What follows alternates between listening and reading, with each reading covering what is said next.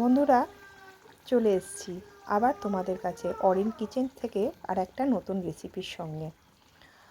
দেখো কি দেখে মনে হচ্ছে বলো তো, কি এটা? না না, ভুল করো না, এটা কোনো চিকেন বা মটনের কোপ্তাকারি নয়, এটা একদম নিরামিষ নিরামিষ একটা রেসিপি। এটা হচ্ছে এঁচোড়ের কোপ্তাকারির রেসিপি। চলো আমার সঙ্গে তোমরা রেসিপিটা শিখে নাও। এই দেখো, আমি এখানে এঁচোড়গুলোকে ছোট ছোট করে কেটে সিদ্ধ করে নিয়েছি। সিদ্ধ করে নেওয়ার পরে এঁচোড়টাকে আমি গরম গরম অবস্থায়, মানে হাতে উষ্ণ যে ভাবটা থাকবে সেই মতন অবস্থায় আমি এঁচোড়টাকে মেখে নিচ্ছি। মানে সেদ্ধ করা এঁচোড়টাকে ভালো করে চটকে চটকে মেখে নিচ্ছি। এইভাবে আমার মতন এইভাবে করলে তোমাদেরও দেখবে খুব ভালো লাগবে।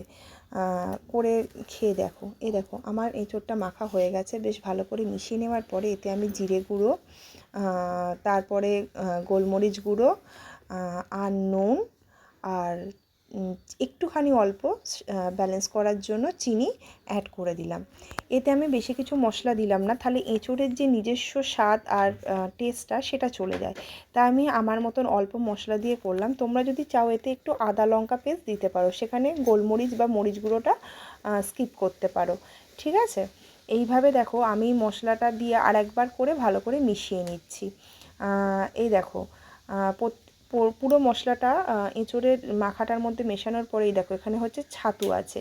আমি ছাতুটাকে অল্প অল্প পরিমাণে ঢেলে ভালো করে মিশিয়ে নেবো। ছাতুটা দেওয়ার একটাই কারণ এঁচোড়ের যে জলটা আছে সেদ্ধ করার পরে এখনও সেই জলটাকে বাইন্ড করবে। ঠিক আছে? যে কোনো চপ বা কিছু ধরনের কোপ্তাকারি করার জন্য একটা বাইন্ডিংয়ের জন্য আমি এখানে ছাতুর ব্যবহার করছি। তোমরা এখানে ছাতুর ব্যবহারই করবে, কারণ অন্য কোনো ময়দা বা কর্নফ্লাওয়ার এগুলো দিলে না টেস্টটা পুরো নষ্ট হয়ে যায়। ছাতুর একটা সঙ্গে এঁচোড়ের এই সুবাসটা দারুণ লাগে। তোমরা এইভাবে করবে। এই দেখো, আমি একটু বল বল করে দেখে নিচ্ছি যে এঁচোড়ের কোপ্তাকারির যে বলটা সঠিকভাবে হলো কি না। কিন্তু যদি তোমাদের মনে হয় যে না আর একটু নরম লাগছিলো, তাহলে কম বেশি করে ছাতুর পরিমাণটা দিয়ে তোমরা করে নেবে। এই দেখো, আমি একটা একটা করে ছোট ছোট করে বলের আকারে গড়ে নিচ্ছি। এটা বলের আকার করে করলেই সুবিধা হয়, তোমরা চাইলে অন্যভাবেও করতে পারো। ঠিক আছে? এই দেখো, একটা একটা করে ছোট ছোট করে বল করে দিই। তোমরা তোমাদের ইচ্ছা মতন ছোট বড় যেরকম ইচ্ছা বলের শেপ দিতে পারো। আমি আমার মতন অনুযায়ী ছোট বড় করে বলের শেপ দিয়ে করে নিচ্ছি। ঠিক আছে? এই দেখো, আমি ছোট ছোট ছোট ছোট করে সব করে নিচ্ছি।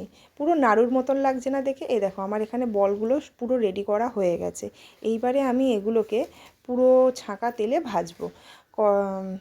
কড়াইতে দেখো তেল গরম করতে বসিয়ে দিয়েছি, আর এগুলো আমি ছোটো এরকম কালো একটা কড়াইয়ের মধ্যে করছি, যাতে ভাজাটা বেশ ডিপ ফ্রাই হয়। ঠিক আছে? ঠিক আছে, তোমরা দেখতে থাকো ভাজাটা কীরমভাবে আমি ভেজে নিচ্ছি। দেখো, ছাঁকা ডুবন্ত তেলে তোমরা এইভাবে যদি ফ্রাইগুলোকে ভেজে নাও তাহলে খুব সুন্দর হয়। আর কি বলো তো, বেশ লাল লাল করে ভাজলে যে কোনো ভাজাগুলো পুরো পরিপূর্ণ হয়। এমনিতেও এইটা আমার যেহেতু সেদ্ধ করা এঁচোড় দিয়ে আর ছাতু দিয়ে করেছি, এমনি একটু লাল লাল হবে, কিন্তু তাতে তোমরা ভেবো না যে পুড়ে যাচ্ছ। কিন্তু গ্যাসটাকে মিডিয়াম টু লোয়ে দিয়ে এইভাবে তোমরা উল্টো পাল্টে করে ভালো করে বড়াগুলোকে ভেজে নেবে। ঠিক আছে? দেখো কি সুন্দর আমার লাল লাল করে ভাজা হয়ে গেছে। এ দেখো, কয়েকটা তুলে নিয়েছি, আরও কিছু ভেজে দিয়েছি। অতগুলো তো বল বানিয়েছি বলো। এ দেখো, আমার সম্পূর্ণ ভাজাটা কমপ্লিট হয়ে গেছে। এইবারে আমি গ্রেভি তৈরি করার জন্য আদা কাঁচা লঙ্কা নিয়ে নিয়েছি। আর লঙ্কাটা কিন্তু তোমরা তোমাদের স্বাদ অনুযায়ী দেবে। আর তার সঙ্গে নিয়েছি বড় কিছু টমেটো। আমি এখানে মোটামুটি মাঝারি সাইজের 2টো টমেটো ব্যবহার করেছি। এই দেখো, কড়াইতে তেল গরম করে এখানে আমি এবারে গ্রেভিটা করব। তার জন্য একটু কালো জিরে ফোড়ন দিয়ে নিয়েছি। তোমরা চাইলে সাদা জিরেও ফোড়ন দিতে পারো।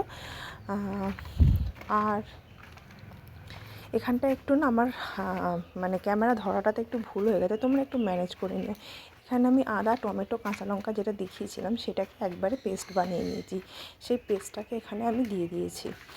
ঠিক আছে? বুঝতেই পারছো কালো জিরাটা দেওয়া ছিল, ওপর দিয়ে কালো জিরাটা ফুটে উঠেছে।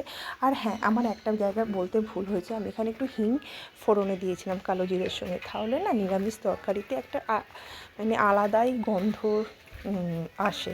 তার জন্য তোমরা একটু অল্প করে 1 চিমটে মতন হিং ব্যবহার করে নেবে। এই দেখো, এটা তেলের মধ্যে আস্তে আস্তে করে মশলাটাকে কষিয়ে নিচ্ছি। তোমরা সবাই জানো মশলা যত কষাবে এবং মশলা থেকে আস্তে আস্তে যত তেল ছাড়বে ততই খেতে ভালো হয়। এখানে দেখো আমি নুন অ্যাড করে নিচ্ছি। এগুলো কিন্তু তোমরা তোমাদের পরিমাণ এবং পরিমাপ অনুযায়ী দেবে বা স্বাদ অনুযায়ী দেবে, ঠিক আছে। আমি এখানে প্রথমে নুন অ্যাড করে নিলাম। এবার নুন অ্যাড করে নিয়ে দেখো মশলাটার মধ্যে মিশিয়ে নিয়ে দেখেছো আস্তে আস্তে কিন্তু তেলও ছাড়ছে। তার মধ্যে একটু হলুদ অ্যাড করে নিলাম। হলুদ গুঁড়ো অ্যাড করে নেওয়ার পরে দেব হচ্ছে একটু কাশ্মীরি লঙ্কা দেব। আর দাঁড়াও তোমরা দেখতে থাকো তাহলেই বুঝতে পারবে। দেখো হলুদটা দিয়েও মিশিয়ে নিচ্ছি। আমি এক একটা করে মশলা দিয়েছি আর এক একবার করে মিশিয়ে নিচ্ছি। হ্যাঁ, তার আগে জিরে গুঁড়ো দিয়েছি। জিরে গুঁড়োটা আমার কিন্তু এটা ঘরে বানানো জিরেগুলোকে ড্রাই রোস্ট করে নিয়ে তারপরে জিরেটাকে গুঁড়িয়ে নিয়েছি। তাতে না বেশি সুন্দর টেস্ট হয় জানো তো। তোমরা এখানে চাইলে ধনে গুঁড়ো ব্যবহার করতে পারো, কিন্তু আমি এখানে ধনে গুঁড়ো ব্যবহার করিনি। তোমরা চাইলে করতেই পারো। আর এখানে এই যে একটু কাশ্মীরি লঙ্কাটা দিয়েছি, তোমরা চাইলে এটা স্কিপ করতে পারো, কারণ টমেটো আর তেলের মধ্যে দেওয়ারতেই দেখো অলরেডি কিন্তু একটা বেশ সুন্দর মশলা ছেড়ে লাল লাল রঙ নিয়েছিল, কিন্তু তাও আমি একটুখানি কাশ্মীরি লঙ্কা অ্যাড করে নিয়েছি। কাশ্মীরি লঙ্কাটা অ্যাড করে দেখেছো আরও লাল লাল হয়ে গেছে, পুরো একদম যেন মনে হচ্ছে বিয়েবাড়ির রেসিপি। আর এটা কিন্তু নিরামিষ রেসিপি, ওপর থেকে দেখলে কেউ বুঝতে পারবে না।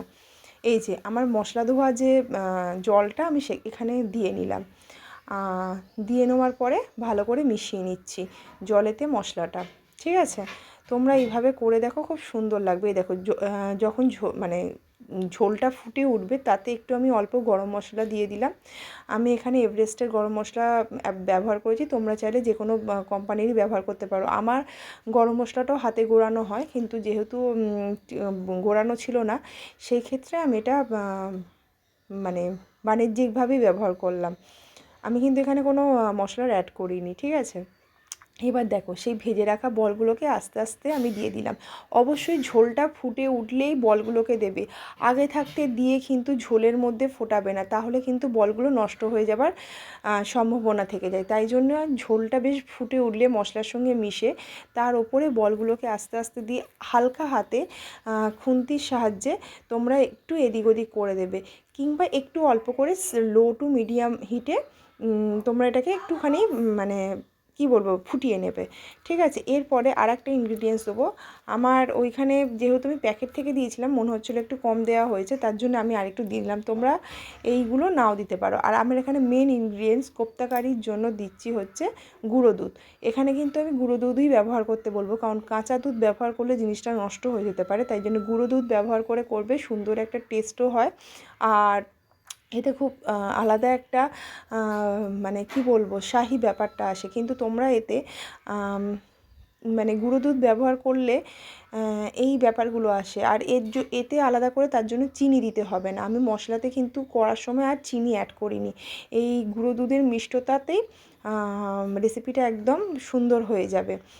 এটাকে আমি কিন্তু পুরো আর সবসময় দুধ ব্যবহার করার পরে লো ফ্লেমে রেখে কিন্তু কুক করবে, বেশি করবে না। বন্ধুরা আমার এই রেসিপিটা কেমন লাগলো তোমরা অবশ্যই জানিও। অনেক দিন পরে তোমাদের কাছে এরকম একটা হারিয়ে যাওয়া রেসিপি বলতে পারো, বা আমাদের বাঙালিদের ঐতিহ্য রেসিপি বলতে পারো, কিংবা বলতে পারো যে গরম পড়ার আগে এই রকম এঁচোড়ের আলু দিয়ে তরকারি না করে একটু অন্যরকম স্বাদের রেসিপি তোমাদের কেমন লাগলো অবশ্যই জানিও। সবাই খুব ভালো থেকো, আবার নতুন কোনো রেসিপির সঙ্গে তোমাদের কাছে তাড়াতাড়ি চলে আসবো।